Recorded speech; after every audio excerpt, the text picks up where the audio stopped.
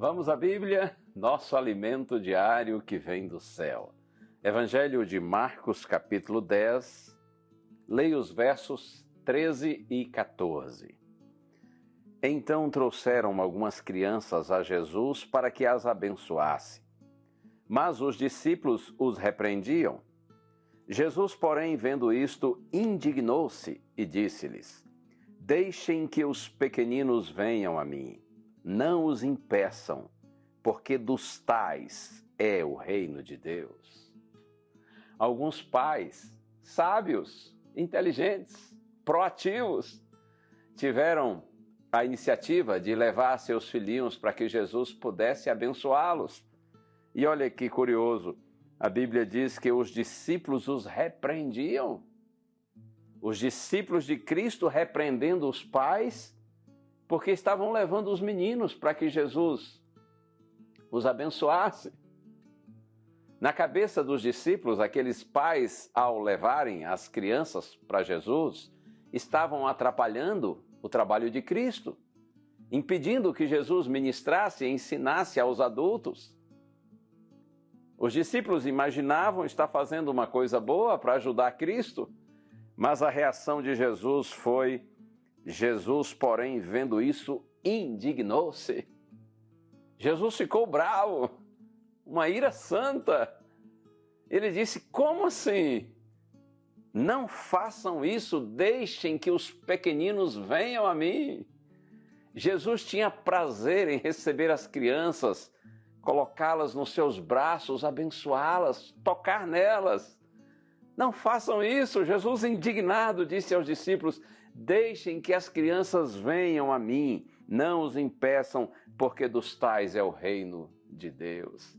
Eu penso que dentre todos os seres humanos, as crianças são as que mais se aproximam do ideal de Deus para o seu povo. É claro que não existe exemplo humano perfeito. Mesmo as crianças já são marcadas pelo mal. Porém, como eu disse, de todos os seres humanos, são as que mais se aproximam do ideal de Deus para o seu povo.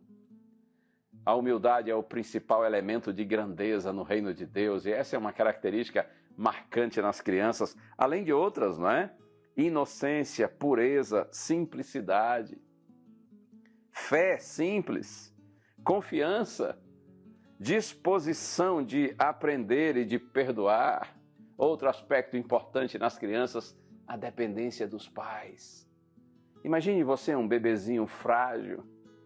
Se os pais não cuidarem, se o deixarem sozinho, vai morrer. Você também e eu precisamos compreender que a vida cristã é uma vida de contínua dependência de Cristo. Se o Senhor nos deixar, ou se nós deixarmos nosso Senhor, jamais nós iremos progredir na vida cristã, na vida espiritual. Assim como as crianças são dependentes dos pais, precisamos entender que nós dependemos de Deus todo o tempo e deixar que Ele nos conduza.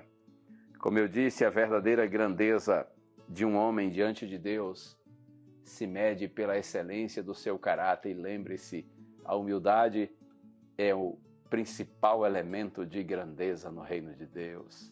Que o Senhor nos abençoe. Vamos orar. Senhor, Tu sondas o nosso coração e sabes todas as coisas.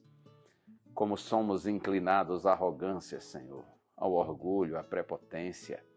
Tira de nós essas tolices, Senhor, e concede-nos um coração simples e humilde, que Te ame acima de tudo e de todos, e que nós amemos os nossos semelhantes, e que por meio de uma vida simples e sincera, o Teu nome seja glorificado através de nós.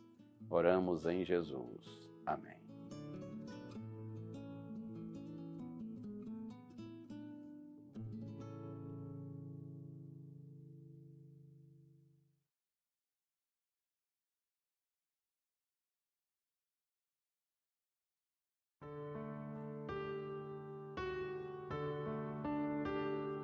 Mesmo que um momento possa parecer durar por 1000 anos, acredite, toda tristeza tem um fim. Mas às vezes é difícil acreditarmos nisso e entendermos isso enquanto nós estamos passando por esse momento de tristeza.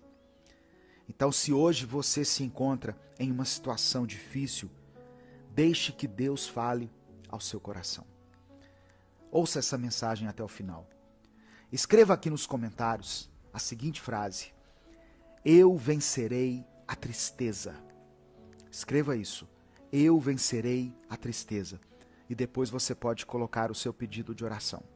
No final dessa palavra, eu vou orar pela sua vida.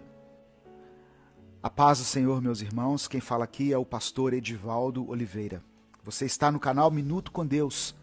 E eu peço a sua atenção por alguns momentos para juntos nós refletirmos na palavra do Senhor. E no final vamos orar juntos. A palavra de Deus é poderosa para nos transformar, para renovar a nossa fé, fortalecer o nosso espírito.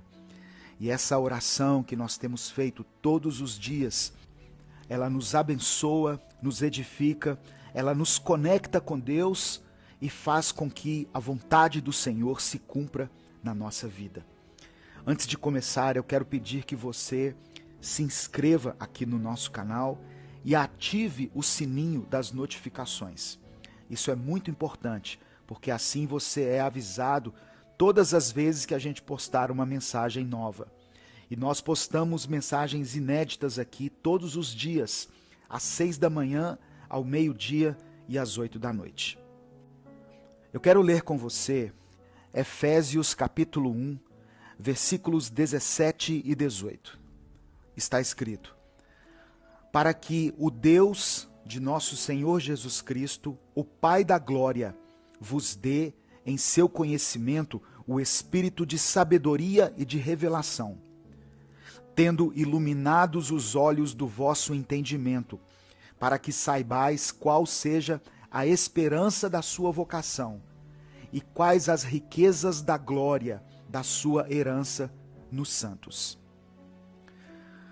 Quando nós não buscamos uma compreensão da palavra de Deus, do caráter do Senhor, nós vamos nos sentir desamparados e incapazes de passarmos pelas fases ruins que certamente vão surgir na nossa vida. O apóstolo Paulo pediu para que Deus desse aos Efésios um espírito de sabedoria e de revelação. E essas duas coisas são extremamente importantes quando nós estamos passando por um momento de sofrimento, porque a revelação nos faz entender que a nossa esperança está em Deus.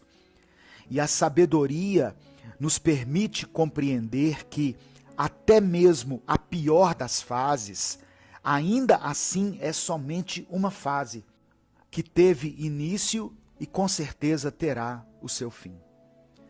Algumas situações saem do nosso controle e por não conseguirmos lidar com elas de forma imediata, nós acreditamos que elas não têm solução.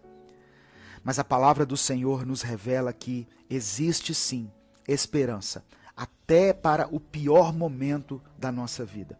Mas essa esperança só é percebida por aqueles que buscam conhecer a Deus, através da revelação da palavra e de uma vida de oração.